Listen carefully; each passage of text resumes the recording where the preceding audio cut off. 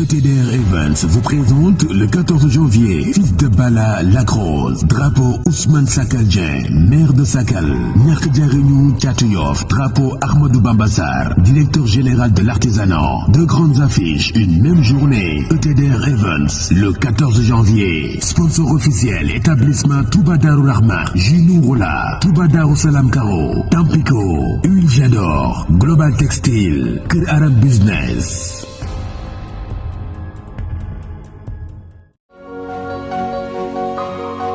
mbokki Sénégal déglu leen le 21 janvier ñu dem arène nationale ànd ci ak BAOL production Assane Ndiaye andil ñu 5 grands combats yu doy waar yaakaar naa ni min ngeen loolu ak BAOL production ay ndaanaan lañu grand combat bi war a dox ci diggante BMW ak Petit Niang deuxième édition drapeau maître Pape Sène avocat à la cour président du comité sénégalais des droits de l'homme mbokk yi Assane Ndiaye yemul foofu Ablaye Ndiaye ndaanaan bi la jël daal du koy boole ak Maurice caatu montagne dina fa jàkkaarloo ak Siteu bu Songaan Gueye étoile Jolof dina fa jàkkaarloo ak Baye Waly góor gi étudiant jàkkaarloo fa ak Kaw Cissé ak yeneen 5 combats préliminaires yu nar a neex lool.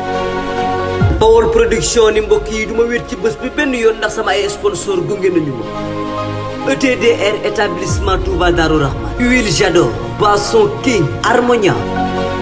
kon gars yi rendez-vous baa ngi noonu le 21 janvier 2024 ci arène nationale ñu ànd ci ak BAOL production.